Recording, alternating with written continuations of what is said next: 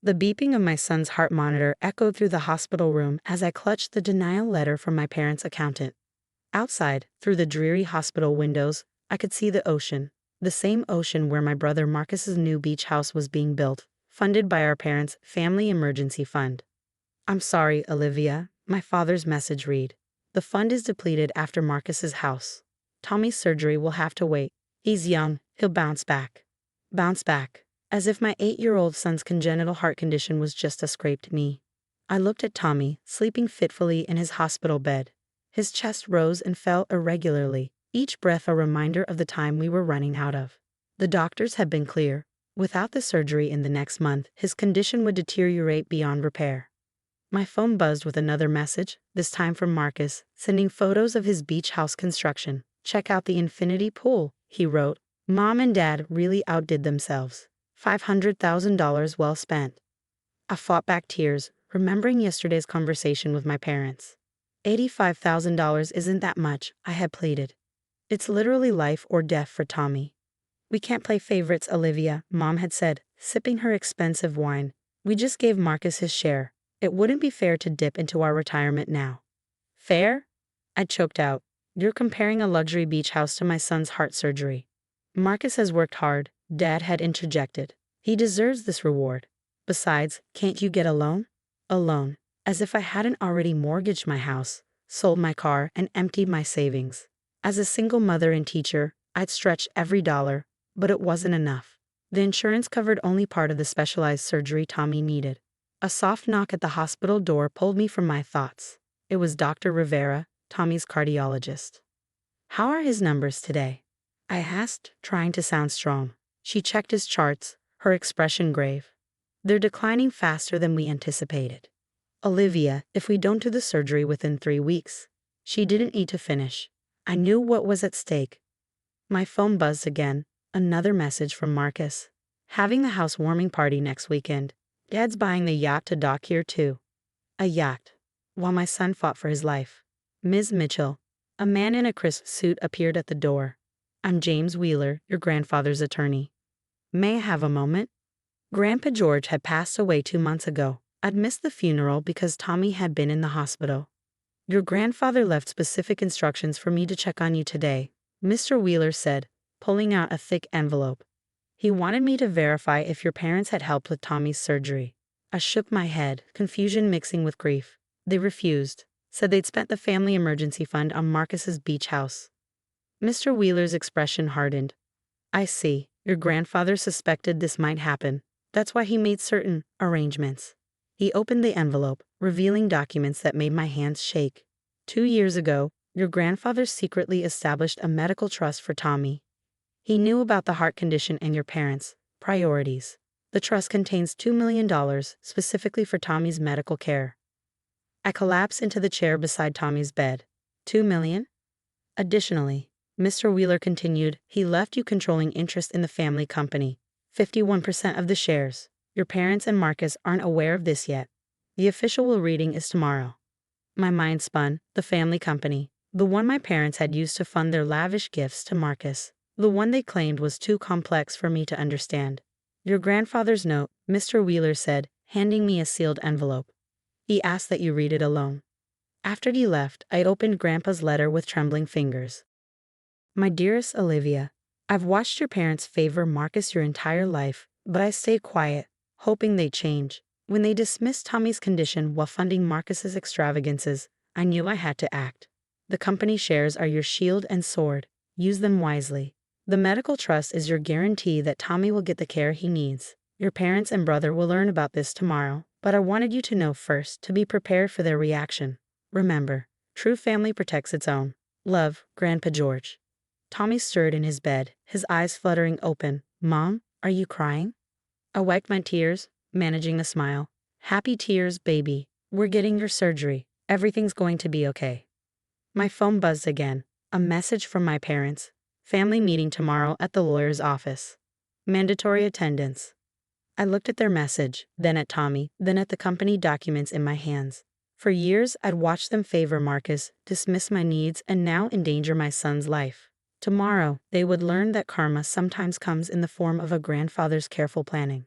I texted back one word, Okay. The heart monitor kept beeping steadily, but now each beat felt less like a countdown and more like a drumbeat leading to tomorrow's reckoning. The law office lobby felt colder than Tommy's hospital room. My parents sat rigidly on one side, Marcus sprawled confidently on the other, all of them shooting questioning glances at my calm demeanor. Why is she here?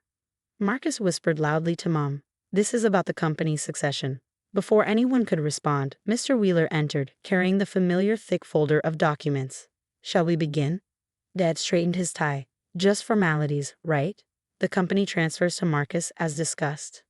Actually, Mr. Wheeler said, opening the folder, there have been some changes. The next 10 minutes rewritten my family's power dynamic. With each revelation, the color drained from their faces. Controlling shares to me, the medical trust for Tommy. Grandpa's explicit instructions about company management. This is impossible. Marcus jumped up. She doesn't know anything about business. Your sister has an MBA, Mr. Wheeler stated flatly. She's been running her own successful educational consulting firm for 5 years. Your grandfather was quite aware of her capabilities. My parents sat in stunned silence as Mr. Wheeler continued reading. The beach house funds would need to be repaid to the company. The yacht purchase was canceled. All major financial decisions now required my approval. Olivia, Mom finally spoke, her voice honey-sweet. Surely we can discuss this as a family? Like we discussed Tommy's surgery, I asked quietly, or Marcus's beach house? That was different, Dad protested. The beach house is an investment. And my son's life isn't. My voice remained calm, but my hands shook slightly. Yesterday you said you couldn't spare $85,000 for his surgery. Today I learned you approved another $200,000 for Marcus's yacht. Marcus leaned forward. Look, sis, maybe we can make a deal. You sign over the shares and we'll consider helping with Tommy's. The surgery is already scheduled, I interrupted. The trust covers everything. Tommy doesn't need your consideration anymore. You can't run the company, Dad said desperately. You don't understand our business relationships, our deals. You mean like the deal to sell the company's lakefront property to Marcus for 1/10 of its value? I pulled out another document. Grandpa kept excellent records. Their faces paled further. That deal had been their next gift to Marcus. The company isn't your personal piggy bank anymore, I continued. Things are going to change. You turn against your own family? Mom asked, tears welling up. Family? I laughed softly. Family would have saved my son's life before building a beach house.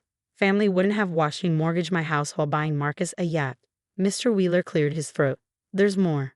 The company audit reveals several questionable transactions. I stood up, smoothing my skirt. I've arranged for a forensic accountant to review everything from the past 5 years. Any inappropriate personal expenses will need to be repaid. You do this to your own brother? Marcus sputtered. My brother? I turned to him. My brother who posted Instagram stories about his infinity pool while his nephew was in intensive care? That brother? The room fell silent except for the sound of my mother's quiet sobs. I have a board meeting to prepare for, I said, gathering my things. Mr. Wheeler will explain the new company policies. Any questions about repayment schedules can go through him. Wait. Dad called as I reached the door. What do you want? There must be something we can offer. I turned back one last time. What I wanted was parents who cared about their grandson's life as much as their son's beach view. What I wanted was a brother who thought about someone besides himself. What I got instead was a lesson in how money reveals people's true characters. The company will be ruined, Marcus threatened. No, I replied. It will be saved. From all of you. As I walked out, Mr. Wheeler handed me one final envelope. Another note from Grandpa. Olivia, by now they know. Remember, running a company isn't about power. It's about responsibility. You have both the compassion and strength to do what's right. Tommy will live, the company will thrive, and maybe, just maybe, they'll learn something about true family values. Love, Grandpa. I drove straight to the hospital, where Tommy was sitting up, coloring a picture of what looked like a superhero. Is everything okay, Mom? He asked, seeing my expression. Better than okay. I smiled, sitting beside him.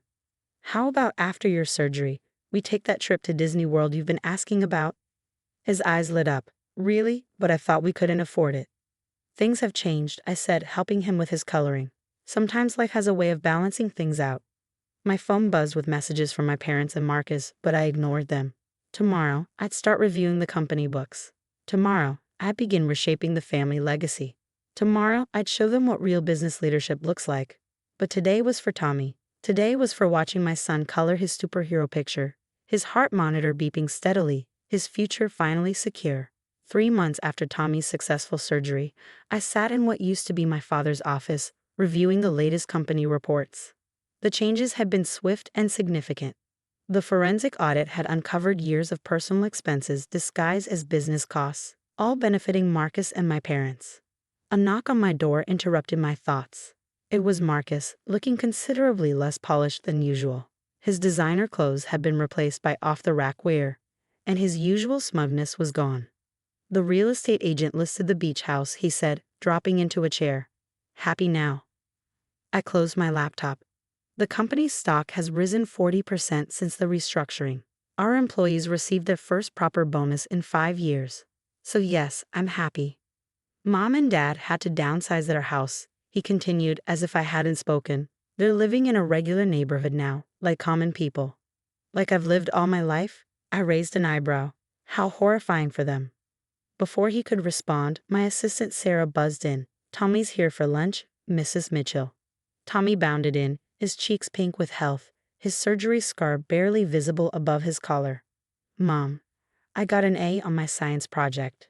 Marcus watched as I hugged Tommy, his expression unreadable. This was the nephew he'd barely acknowledged existed, too busy with his beach house plans to visit in the hospital. How are you feeling, buddy? Marcus asked awkwardly. Tommy looked at him with surprise. It was the first time his uncle had ever really spoken to him. Great, Dr. Rivera says my heart is super strong now. Mom and I are going hiking this weekend. Listen, Olivia, Marcus said after Tommy went to wait in the outer office. I've been thinking, maybe I was wrong about some things. Some things. Okay, a lot of things, he admitted. Watching Tommy today, he really could have died, couldn't he? I pulled out a file. These are his medical records from before the surgery. Read them. As Marcus read through the desperate prognosis we faced, his hands began to shake. I had no idea it was this serious. Mom and Dad said it was just a minor condition. They said what they needed to say to justify their choices, I replied. Just like they justified every advantage they gave you while telling me to work harder. I've had to work now, he said quietly. Actually work. My first real job starts next week. The entry-level position in our marketing department? He nodded. Sarah said I have to start at the bottom like everyone else.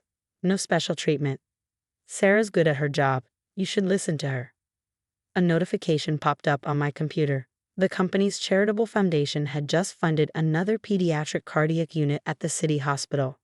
The first one, named after Tommy, had already helped 3 families who couldn't afford surgery. The foundation, Marcus said, noticing the notification. That was a good idea. Even Dad admitted it. Dad admitted something. I couldn't hide my surprise. They've changed, Olivia. We all have. Losing everything. It makes you think. You haven't lost everything, I corrected him. You lost excess. There's a difference. He stood up, straightening his non-designer tie. My shift at marketing starts in 20 minutes. I should go. Marcus, I called as he reached the door. Tommy's having a birthday party next month. A small one, just family. Real family, you should come. His eyes widened slightly. Really? People can change, I said. Grandpa taught me that. After he left, I went to have lunch with Tommy in the small garden we created on the office building's roof. He was already setting up our usual picnic spot. Uncle Marcus looked different, Tommy observed, biting into his sandwich. People sometimes need to lose things to find better parts of themselves, I explained. Like how you lost your old job but found this cool company? I smiled at his simple wisdom, exactly like that. My phone buzzed. A message from Mom. The neighborhood children played in our yard today. I found myself enjoying their laughter. I never heard children laugh at the old house. Too many walls, too much space, too much everything. I miss you and Tommy. Another message followed. Your father's teaching math at the community center. He says it reminds him of when he used to help you with homework before everything. I showed Tommy the messages. What do you think, buddy? Should we have Sunday dinner with Grandma and Grandpa this weekend? He thought for a moment. The doctor said my heart is stronger now. Maybe their hearts can get stronger too. Out of the mouths of babes. That evening, as Tommy and I walked through our modest but happy home, I found Grandpa's last letter again. The final line stood out. Money doesn't make a family, Olivia. Love does. Sometimes people forget that. Sometimes they need to lose the money to find the love again. Trust the process. Trust yourself. I texted my parents back. Sunday at 6, bring dessert. Tommy wants to show you his science project. Sometimes karma doesn't just strike back, it strikes forward, clearing a path to something better than revenge, redemption. Tommy's laughter echoed through our home, stronger than any beeping hospital monitor, richer than any beach house view, more valuable than any company shares. That's the thing about karma. It doesn't just balance the scales. Sometimes, if you're lucky, it rebuilds what was broken, stronger than before.